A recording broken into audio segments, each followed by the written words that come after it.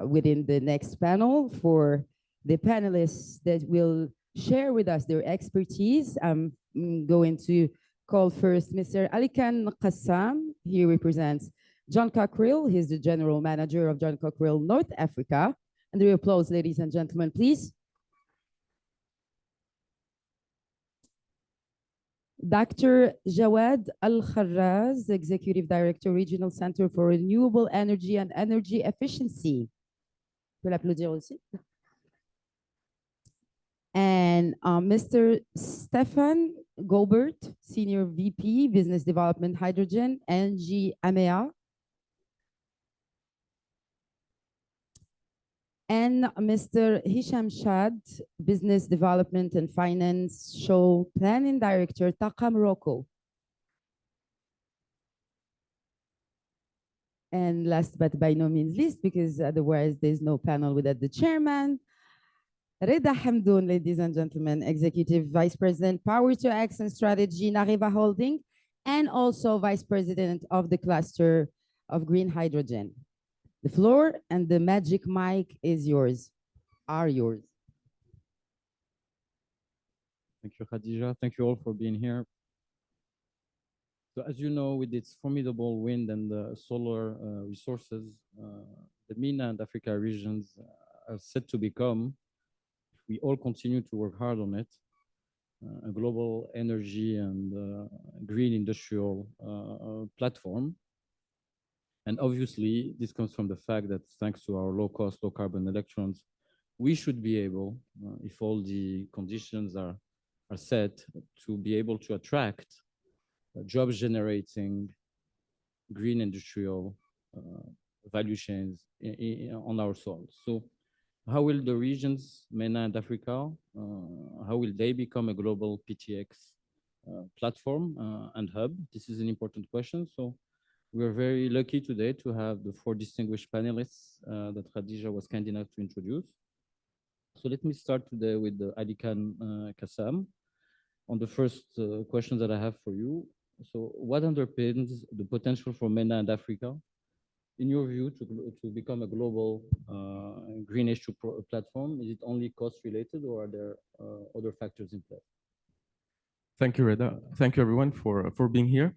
First of all, my thoughts to the families and people in the region who've suffered this awful earthquake.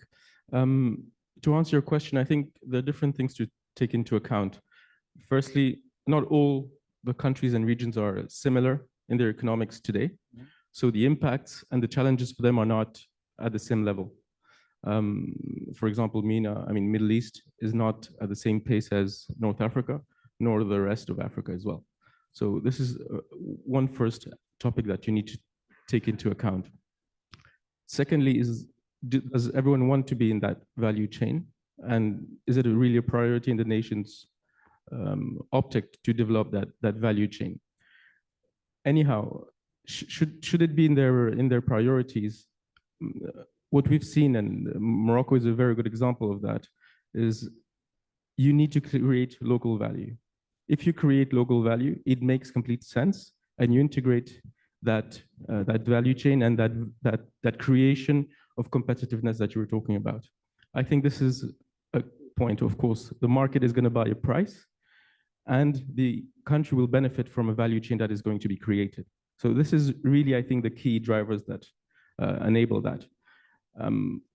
What are going to, I think, impact the pace of that is how strong and how deep countries will look into their carbonization priorities, because this will drive what they require, what they need, and how deep they want to go in the cost for being competitive. So this is why countries like Morocco and some countries in the Middle East are way ahead, because they've looked into that very deeply. Of course, they're investing lots of money.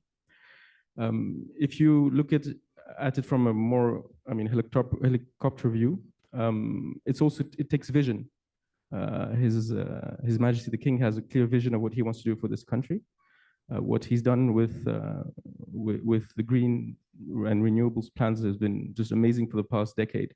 And we actually see now the fruits of that. So countries who have not been in that approach yet must start quickly, because you have to be in that value chain. No one's going to fund any project that doesn't have a clear green portfolio. Thank you, Alikan. Dr. Kharraz, you have a unique vantage point on these issues of being the executive director of the Regional Center for Renewable Energy and Energy Efficiency based in Cairo, and that you group 17 Arab countries that you have on board. So what's your take on this question? Thank you very much, Mr. Chairman. Good morning, everyone. First of all, I would like to thank Erizin and all the co-organizers for having us, and in particular in this challenging time after the devastating earthquake. My condolences again to the victims and all the people that suffered from the earthquake impact. So yes, we are an intergovernmental organization based in Cairo. So we are the Regional Center for Renewable Energy and Energy Efficiency. Our main mandate is to support the countries of the Middle East and North Africa in their energy transition journey, and promote also the investment of private sector in these areas. So obviously we have, a clear idea about what's going on in the region. I mean, we have been supporting the national plans for renewable energy and national plans for energy efficiency. All the countries in the region have very ambitious targets in terms of increasing the share of renewables in the mix of energy. Morocco, 52% by 2030. In Egypt, for example, 42% by 2035. So obviously now with the green hydrogen era, it's clear that many countries in the region have a big potential. And we saw in Morocco, we have already the national strategy. We just recently also launched the Moroccan offer. And in Egypt also, they have very ambitious strategy. Draft is ready, so not yet announced, but it's there. And during the COP27 in Sharm el-Sheikh, the Egyptian government signed a good number of MOUs with the international players. So it's clear that the potential is there. It's not only cost competitiveness. It's clear that this is an important factor. During the last 20 years, the reforms that have been done at the level of institutional framework, at the level of policies, at the level of regulatory framework, at the level of financial mechanism to attract the investments and through different auctions, competitive bids that lead to very competitive electricity prices from renewables. But not only this. So we can mention obviously the abundant renewable energy sources in the region, wind and solar in particular. Obviously the strategic geographic location, very close proximity to the high demand regions like Europe and Asia. Also, the growing demand, energy demand. So obviously driven by the population growth, the urbanization, the industrialization process going on. Also the diversification of the economy. So some countries rely on fossil fuels. So it's an opportunity, to diversify the economy by embracing the green hydrogen economy. And also the international partnership and cooperation. So it's play an important role. So we have the presence of international financial institutions in the region, in Middle East and North Africa, and in the whole Africa. We have the presence of, a lot of partnerships and agreements. Some were mentioned, like for example, Belgium with Morocco, Belgium with Oman, and many partnerships. So these obviously enable innovation in terms of technology and in the level of infrastructure. Infrastructure also is important. So we have very good infrastructure in Morocco and Egypt. And again, this infrastructure will be really an important factor to enable the possible exportation of the green hydrogen to the European market, Asian market. And finally, obviously, also the R&D and the efforts of capacity development. So there is big potential to invest in the technology, in R&D, to also somehow requests from the developers to capitalize or localize, the technology in the African countries and the Middle East. So I think definitely all these factors could contribute to this global green hydrogen platform in Africa and the Middle East. Thank you. Thank you, Dr. Kharraz. Stéphane Gobert, you're the Senior VP Hydrogen AMEA for a prominent developer in our region, NG. So what drives your investments in the region on this field? Thank you, Reda. Nice to see you all again. I see that the motivation towards green molecule is even stronger than last year, even more people this year. And we also wanted to give our condolences to all the families impacted by the earthquake. So we came with a strong delegation to participate to the event, but also to show our natural friendship to the region. So very interesting panel also around here, because we are at NG, we are a large developer and we believe strongly in decarbonization solution. We've been in the region for decades, and I'm glad to be myself in charge of a very exciting region. Middle East and Africa is really providing amazing potential. I think we don't talk about potential and opportunities anymore, but really want to see how can we materialize this into concrete results. So a lot has been said already by my neighbors, the usual advantages of the region, of course. As Ali Khan mentioned, what is driving some countries more than others are their direct neutrality targets, for example. Even some countries that are unlikely or would seem as oil and gas driven are also pushing the decarbonization targets, such as Saudi Arabia by 2050 neutrality, the UAE as well, simply because they want to remain in the leader's position as energy provider to the world, which is of course an advantage because you have natural economic trades on the energy sector between those countries and other continents. So it's quite a natural advantage that those countries would like to keep. But also for some other countries in Africa that are net importers, there is this potential and this ambition to become also. Now the question more remains on how long is this going to take, and at NG we are really deeply involved in the development of projects.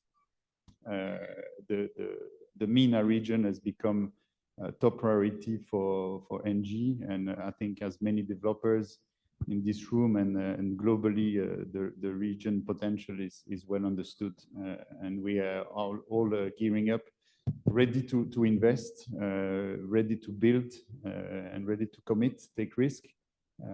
But we still notice that there's many challenges. I think we'll talk about this later in terms of offtake commitment that probably needs further requirements, further reports, involvement from governments, from industrial to materialize and close those large ambitions. So the rapid industrialization also of the region is helping in that sense.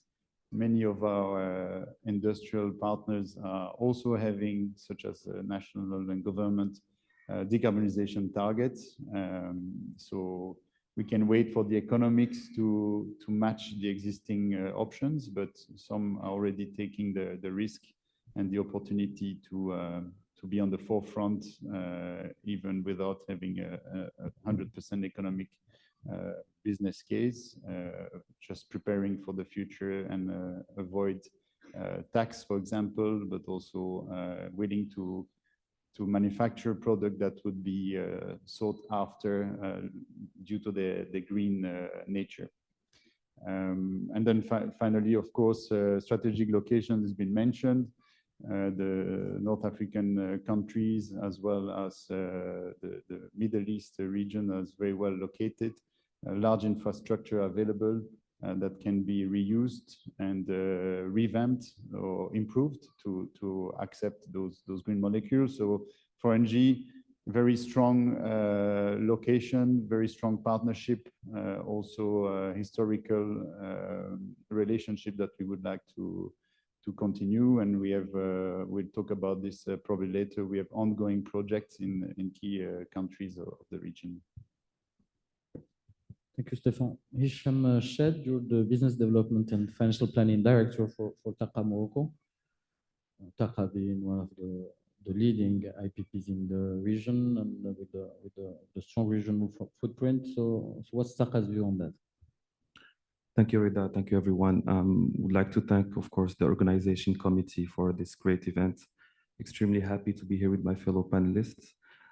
With this in mind, obviously, we keep in our thoughts and prayers the memories of the victims of this tragic events, and we at TACA are confident that we'll be able to overcome this challenge as we have always did as a nation.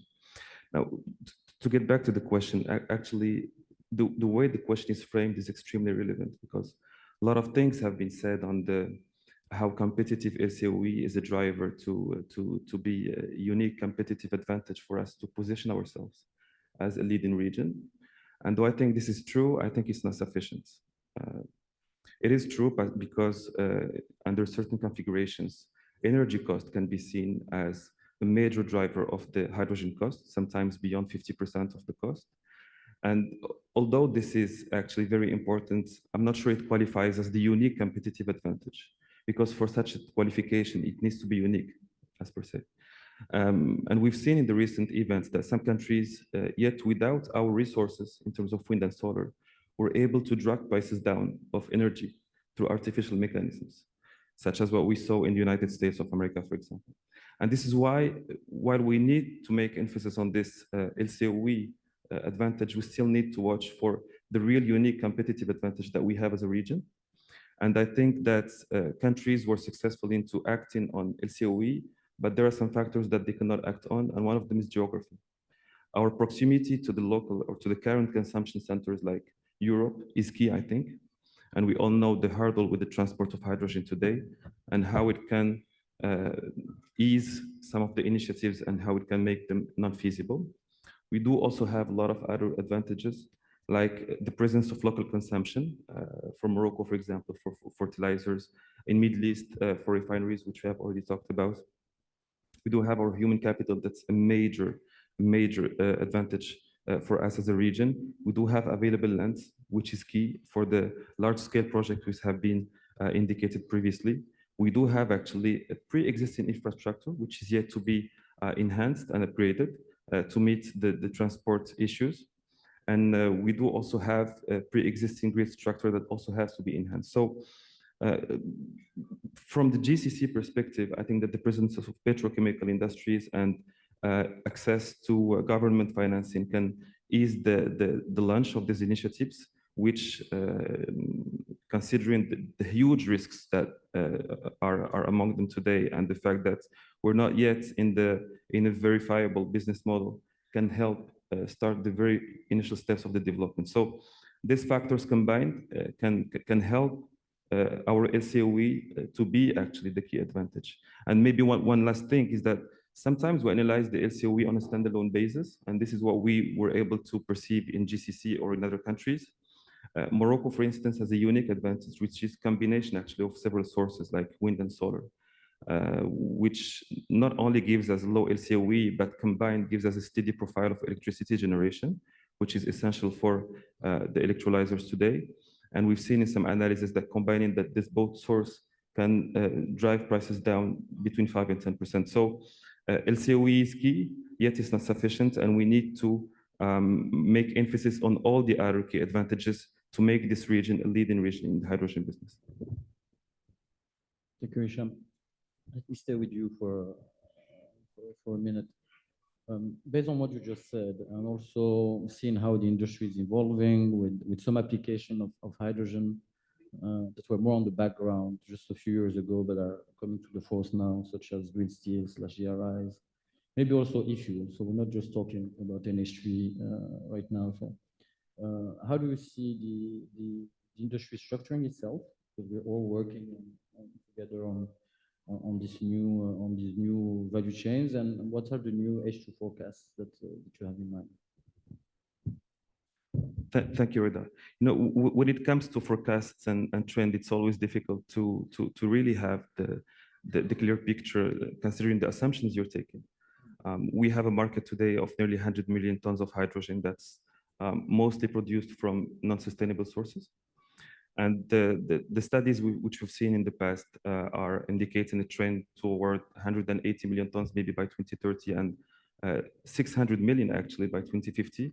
We're talking about a market of $1.4 trillion. And though these trends may seem excessive, I think they're reachable and doable. The nature of the outcome of this industry today, I think we should analyze this on a mid-term and long-term perspective.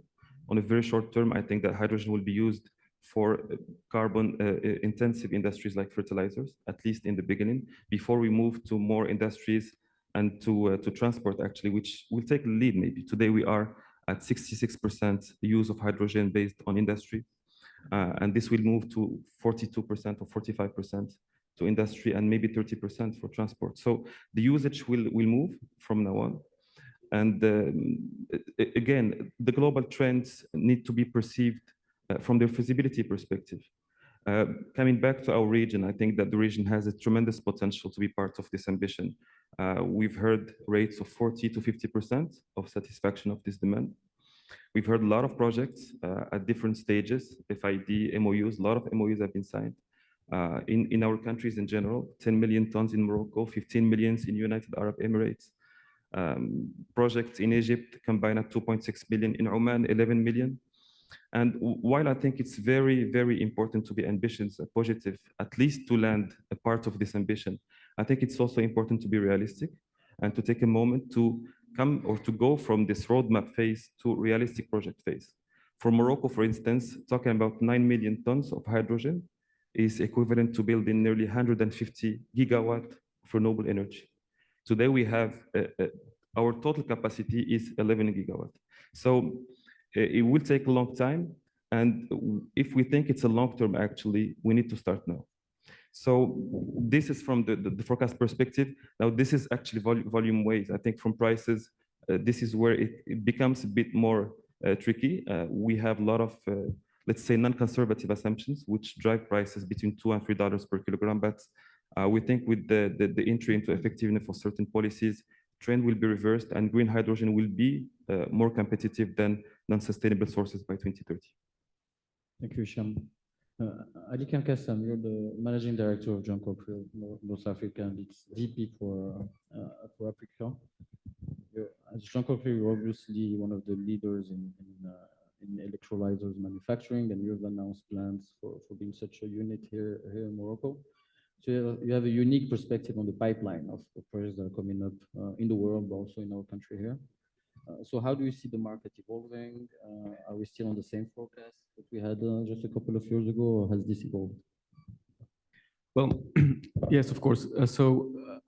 As a technology provider, we have maybe a different approach than developers. We have a different timeline and different risk analysis. Our company approach has been, since a few years now, since COVID and probably a bit before, is to be a company that is locally implemented. We've seen the challenges that COVID has done on the logistics and all the impacts around it. So for us, it was, I would say, an important timing to reconsider our approach technologically. This is why we've looked into developing capacities, local capacities, wherever the markets were ready for it. We have a capacity now in China that is up and running, very close to be 1 gigawatt of capacity built of electrolyzers. Same will be in India. France will be starting up at the end of this year. And of course, Morocco is in that forecast. We're quite happy to see Morocco in that forecast, in fact, because it's clearly like Hicham said, it's in a country where you have already value and with a client that is a few kilometers away from you. So this is the way we've approached it. Same for the US. It's also a market, of course, that we're following through its aggressive approach on green hydrogen. So to answer your question, the way we see the market evolving is that it's going to push companies, at least technology providers, who are taking risk and creating value. I'm saying that a lot because I really believe in that. Creating value where the markets are. It's difficult. In these past 2 days, we've mentioned a lot about opportunities, but we should also consider and remember that there are many people in this room, in other rooms, in other places, and people who have not come, who have put a lot of money on the table, who have taken a lot of risks to develop this value chain. And I think we should remember that and give credit to that, because all of us are entrepreneurs. We have banks, people behind us who are pushing us, looking for confirmed projects. And this should really be the focus. People do believe in that. And we're part of that. And this is probably why we're succeeding, at least so far. Alikan. Stefan, NG has been a market shaper on a range of business lines over the years. So as a future and also current H2 major player, so how do you see the market structuring itself? Sorry, thanks, Reda. Indeed, there's a lot of announcements in the region, more than last year and the year before. So that trend continues.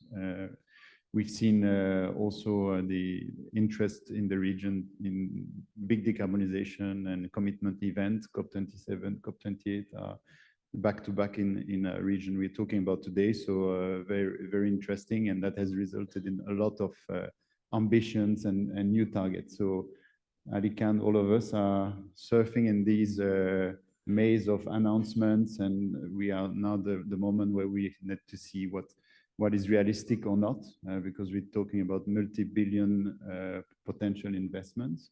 So many of us here in the room have taken risk, as mentioned before, taken position. Egypt has been very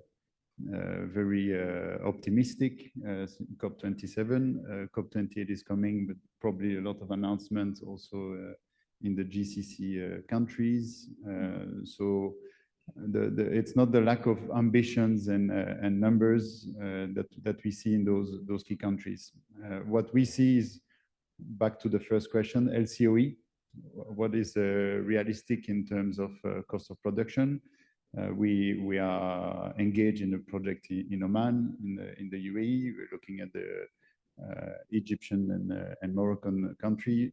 It is true that those countries can target prices in the near future, in the next decade, below $2 per kilo. So very attractive as a potential producers of the world.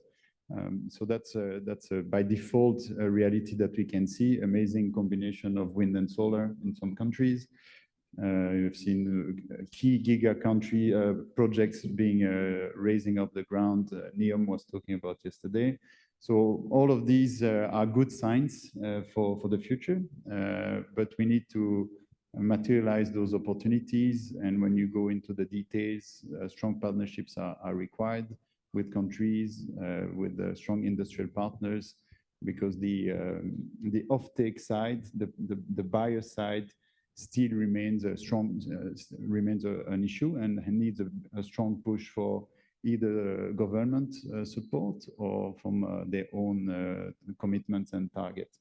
And that's where we are standing at the moment, because when you have launched all the feasibilities, the studies, the detailed analysis, and you come to the economics, the equation between ecology and economy remains a challenge.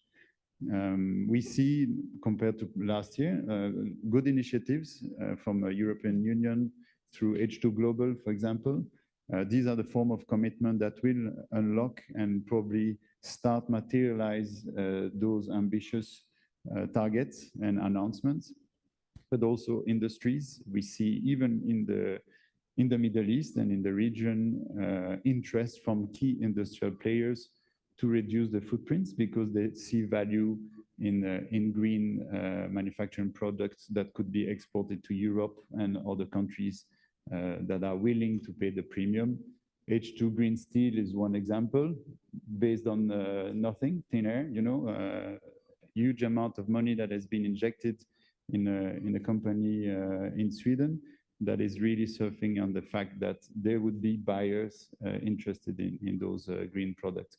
So until and unless we see concrete commitment on the other side of the chain, I would say, those amazing numbers that we see, 100 billions of commitment in Egypt, 100 billions in Saudi, it still take time.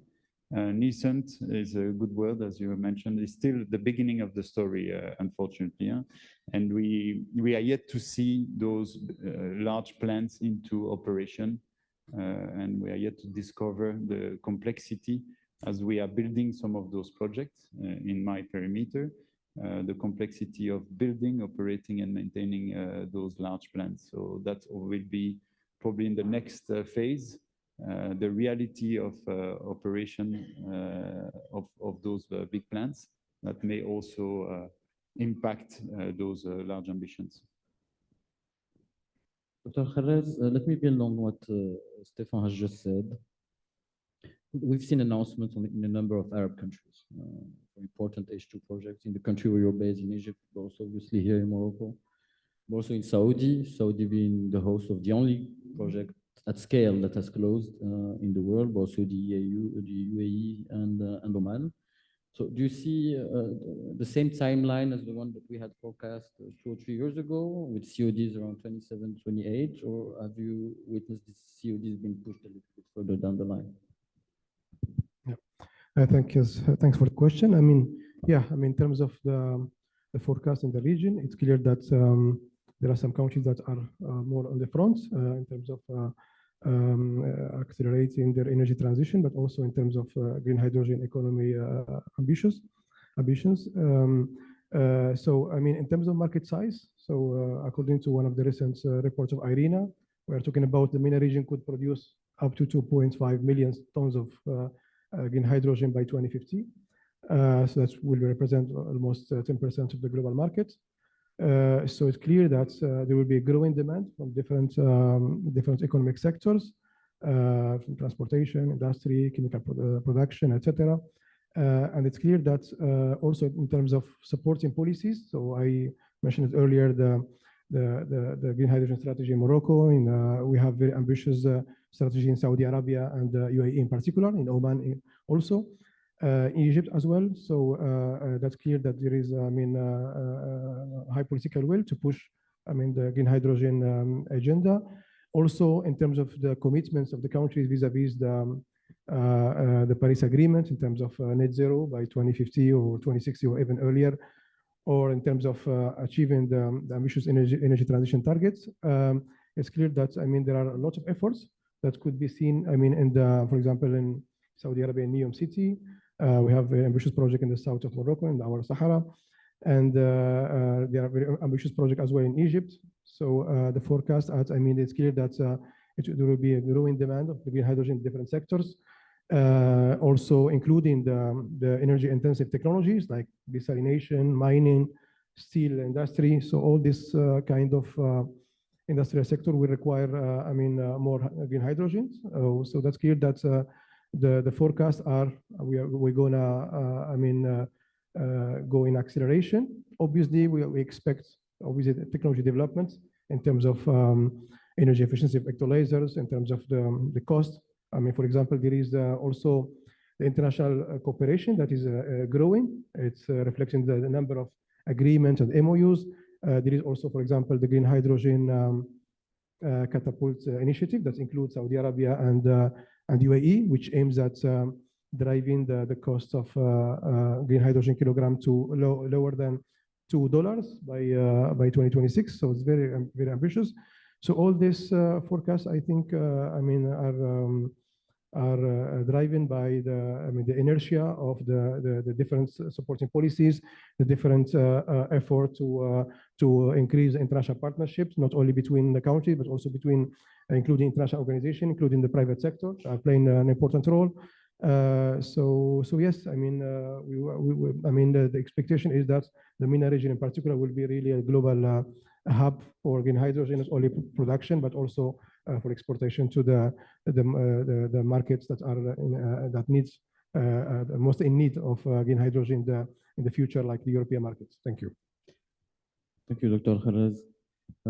Stefan, the conversation is shaped around green electrons and green molecules, which is understandable because this is in the interest of our countries to competitively decarbonize our economies, but also in the interest of our nearshore partners to cater to their energy needs. But there's also another agenda that needs to be pushed, which is the midstream agenda in infra, and also the downstream agenda for industrial investments, because our interest is also to leverage these LCOEs and these green electrons in order to attract job-generating industries. So how do you see the downstream evolving? You were talking about DRIs earlier on. Do you see other applications?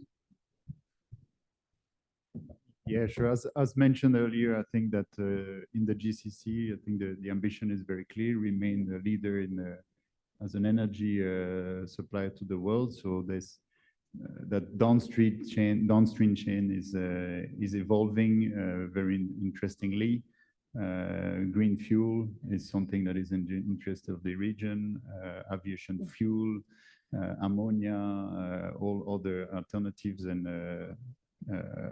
diversified downstream products are being analyzed today. They remain costly by default, so this will take time. Aviation fuel, even the forecast by the next 10 years still demonstrate that it's going to be expensive. So we need, as mentioned earlier, probably a strong push from governments and from carbon tax also to do their part of the scheme. On the other end of the spectrum, in the African countries, I think there's more and more industrialization, as we mentioned earlier, so we can anticipate rise of production of green steel, for example, and other materials, decarbonized materials that could be in the interest for the local use, of course, but also for export. So we see that as a materialization, a lot of steel makers are really looking into these options. Unfortunately, it remains economically challenging. We are targeting LCOH, LCOE going down, so this would improve the situation in the next probably 10 years. But these are studies and investments which are happening already. So that's very important. And second, part of this is the continuous education required to work in the sector. First thing first, we need to continue development of renewables. The GCC, even probably Egypt and Morocco is very well placed compared to the rest of the Middle East. We are at the beginning of implementing very large scale renewable power plants. We start to see the rise of those in Saudi Arabia and the UAE, but still quite limited. We have only one wind farm in Saudi Arabia, with many more in Egypt, for example. So there's a lot of development in renewable energy that are yet to happen, and there's a lot of opportunities for the younger population to take part of this. Also reconversion probably of the historical energy sector. And then second, all derivatives and hydrogen production would require a lot of manpower. So we expect this to be a great opportunity for the country and for the region as well. Thank you, Stefan. Hicham, how important is the industrial agenda in your eyes? Thank you. Thank you, Reda. So actually, before even going to green hydrogen, renewable energy itself has been of a tremendous help to change the way we produce energy and electricity globally in our country and in the region. And it has been extremely important to leapfrog the fossil fuels in our development path. Green hydrogen comes again to support this initiative, and it could be of a lot of help to produce clean energy to our countries. Now, of course, we talked about the iron steel and the very promising results in this green steel factory in Sweden, where they were able to improve the iron part in the iron ore through heating with hydrogen and melting. And I think that's very promising, and it gives us actually very good insight on what this kind of industry can give as added value to our economies. We talked about transport. We know it's one of the main challenges, and it's very, very difficult today when we are beyond 3,000 kilometers to transport hydrogen.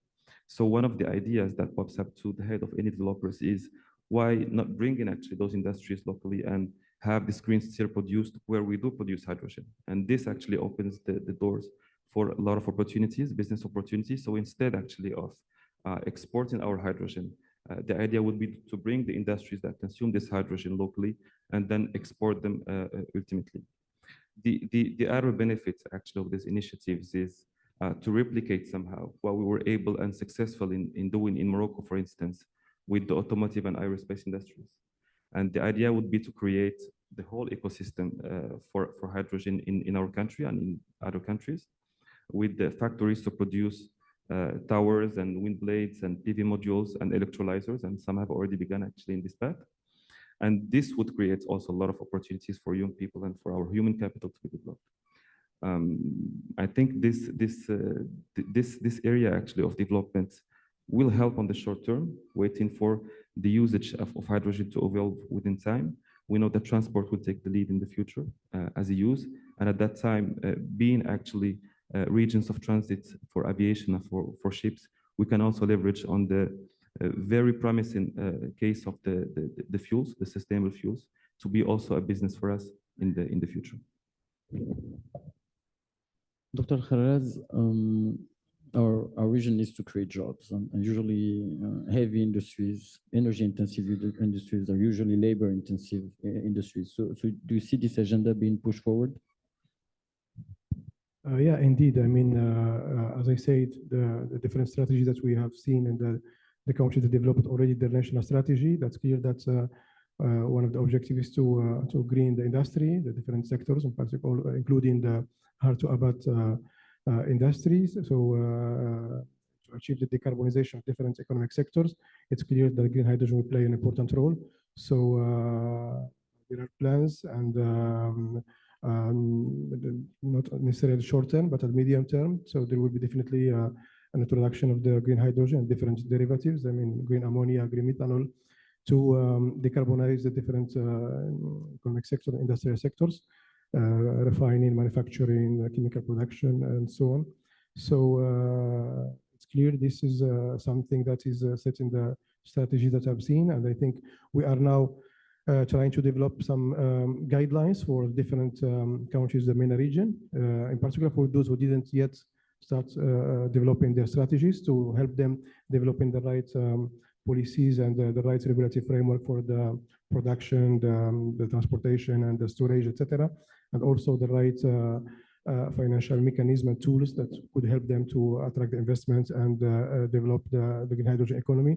So I think in this effort, we try to support these countries to go towards, I mean, the decarbonization in different sectors and achieve the net zero, I mean, including earlier than 2050. Thank you. Alican Kassav, John Copriel is first and foremost an industrial player, and electrolyzers manufacturing is unique in this sense that it requires a lot of components. Do you think you'll have the ability to source all these components locally? What's the potential for local integration for your plans in the region? Yeah, I agree. It's an old process. Electrolyzing is nothing new, but of course, due to the increase of demand and the focus on it, it has a huge potential of being more and more competitive and more efficient. So we're working hard on developing other solutions than the ones that are bankable today, such as PEM and of course alkalines, the ones we develop today. So yes, it is an important topic and an important challenge. A bit as the same question as you asked the other colleagues. The industrial challenge is for me the biggest challenge that we have in this whole opportunity. Energy market is the biggest commodity that we have today. So countries who have had petroleum products were able to develop. Now we have a second chance for countries who have renewables to join that game and become part of that energy market. So for us, it's also an opportunity to propose the products that are in line with those newcomers, new countries, and of course the ones that have always been there. So for us, integrating locally and finding local components is a huge amount of our competitiveness, and I'm quite confident that we'll be able to do that. The second topic that is extremely important for us and for the value chain is creating jobs, like you mentioned earlier. This whole energy, green hydrogen value chain, for me, is bigger than simply producing molecules and that benefit or economic benefit of that. It's also creating jobs that will develop engineers, produce technicians who will be operating 24/7 plants all over the world, or at least in the places where you'll have green hydrogen. For example, comparing to what has been done in Morocco, we often compare the automotive industry and the aeronautics industry with what is going to come up in green hydrogen. I think there's some things that are similar, but some things that are completely different. Running a chemical industry is very different than running a production facility of cars. So, and it's completely different competencies and different criticities. So it will develop, I think, more than components business, a whole value chain of technicians, engineers that will be running these facilities, maintaining these facilities, and will create jobs of engineering capacity in Morocco, which is going to be a real game changer for the country. So if I can address it that way, components business is good. It will be there for years to come. But the real game changer is creating value for the country, creating jobs. And I think we have the right solution for that. And I'm sure that my colleagues are in the same focus for that line. We should probably be moving now from a conversation about the potential. I mean, when I say we the players in this industry, from a conversation about the potential of the region to a conversation about how to execute, right? Because we all know the potential of the region. We all know the forecasts. We all know the potential for interesting offtakes, but we don't want to be the region that could have been. And there is a huge agenda of enablers, of prerequisites that needs also to be put forward in terms of infrastructure, transport infrastructure. So I'm not talking only about industry terminals, but also storage capacity and or pipelines for hydrogen. So in the form of a final statement, what do you see what are, in your view, the conditions to unlock this potential and start off with real and job generating a scale project in this field?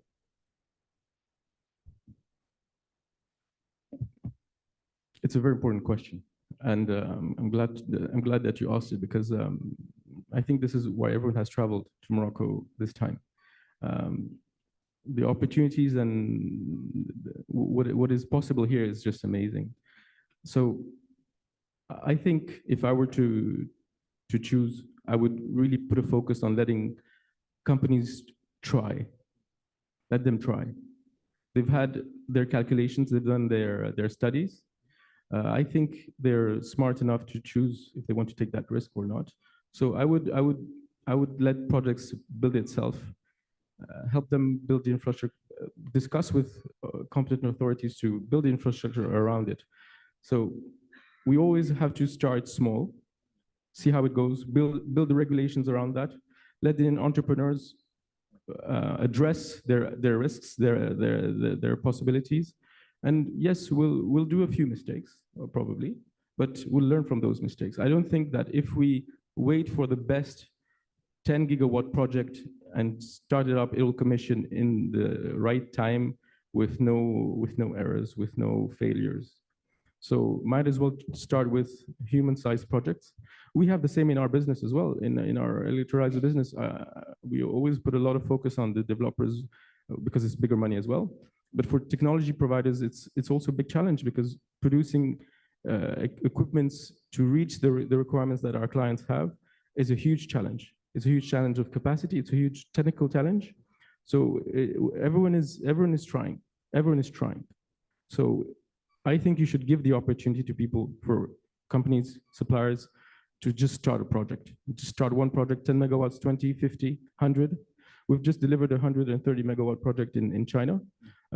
By the way, I think one of the good things to do is for MENA regions to compare also what it's been doing in Asia. Asia is moving very, very fast. So it's a good example to see what is been going on there. So I would recommend those things. Let the entrepreneurs try. Thank you, Alikan. Dr. Kharez for a final statement. Yeah, I mean, the same line. I mean, it's clear that we need to encourage the local entrepreneurs and the local business by enabling the business environment, including financial incentives like low interest loans or grants or subsidies that could really favorize such entrepreneurs, and also give them probably preference in procurement. So I think there are some kind of measures that could really support the local entrepreneurs. Also, in terms of the international partnership agreement to sign with other countries, so we need to involve. I mean, we need to have a sort of participatory approach, so including the local entrepreneurs. So in terms of boosting the sharing of knowledge and expertise and developing skills and capacity development. Also, I think the connection between the local entrepreneurs, the R&D and decision makers. So I think this is very important in a way to really involve the local business in the green hydrogen project. So this kind of measures are necessary. Obviously, also in terms of policy, it needs to be said there. I mean, the involvement of local business from the beginning. So they need to feel ownership and they need to be involved. So also to benefit from the, as I said, for different opportunities that offer the international cooperation with other countries and developers worldwide. Thank you. Stefan. Thank you, Reda. Yes, good closing question. Well,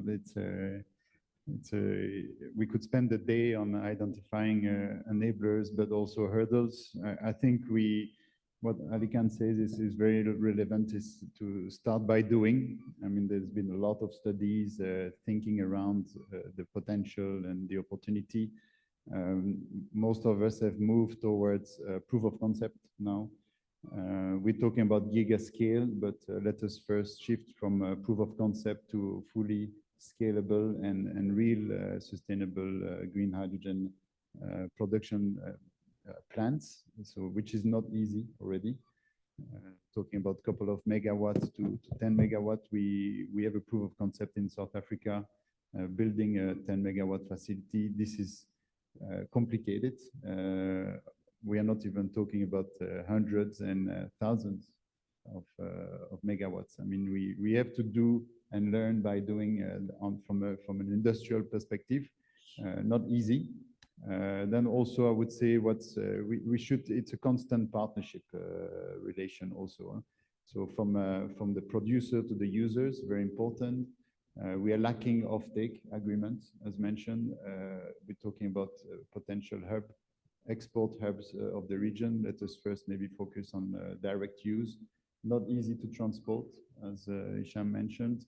So the shortest way to use it is probably the easy way to be able to try and do something about those facilities. So we should encourage local usage to be able to try before even scaling up to creating massive hubs, because that requires a lot of and a robust logistical setup, revamping existing infrastructure, have shipping line in place, pipeline in place. So that would be a strong enabling way to continue our experiment, is to promote the use of local green molecule. But to start all of this, we need to increase the renewable capacity, as simple as that. I mean, there's population growth, more demand for electricity. So we need to continue investing in the grid capacity and in the renewable.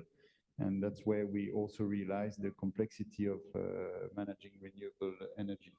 I mean, there's so many hurdles and therefore enablers to make it a perfect project. And all of this would not work without qualified and properly trained people. So we focus on investing, and we should all continue focusing on investing in trainings of local manpower to make it a reality. And let us first concentrate on shifting from those proof of concept, small scale project into something more decent, because we tend to simplify the equation now with those great announcements. But we are, with some of our colleagues and partners here, and John Cockerill, one of them, the reality of the field is still very, very challenging to make it workable. Thank you. Hicham? Thank you. When we actually talk about enablers, something very quick can come to mind, which is incentives and subsidies. And proved to be actually helpful in terms of implementing the very first initiatives, it cannot be sustained on a long term. It has been helpful in certain ways, and we've seen the mechanisms in US, in Australia, in Japan, in European Union. And I think that we need now to take first long-term measures in terms of policies, but also to rethink the way we are designing our project. And I totally join my fellow panelists here in this discussion. Instead of making announcements of gigawatt and large-scale projects, I think that we need to move to a more realistic approach and build maybe hundreds of megawatt projects to move from the proof requirement to a business model that's feasible and doable on the short term. From a developer perspective, tremendous risks are there, and they cannot be overcome only by the effort of private parties, talking about financing, talking about offtake, talking about infrastructure, talking about policies, and they're extremely hard to be overcome by ourselves. This is why we need this partnership with the government. We need actually, from the producing governments, long-term policies, visibility, that's key actually to a developer, infrastructure, ports for transport eventually, pipeline eventually. We need to upgrade the skills and the people that will work on these projects. And we also need to adapt actually our local policies when it comes to electricity tarification policies. We were used in Morocco and in other countries to develop our policies toward end users. And today we need to adapt these policies actually to a different segment of industry, like green hydrogen, which will have immense consumption of energy. This is from actually the producing countries. Now also from the consumption centers and the targets of many of the producers, we need to also have clear policies for carbon pricing, for targets, for green fuel actually quotas and standards and timing of implementation. This is not to mention the very big investment that can only be done by governments, which are ports and infrastructures. We do also need actually very efficient electrolyzers, and I think the industry is yet to make some steps on that. But I think that we're all on the right way, and the consciousness that we have today on the importance of this business and the big progress that we've seen on a lot of industries, including the electrolyzers, can make this project happen. Maybe not on the scale which we're observing today, but it can be happen. Sham, Stefan, Dr. Faraz, Alikan, thank you very much for this frank exchange of views.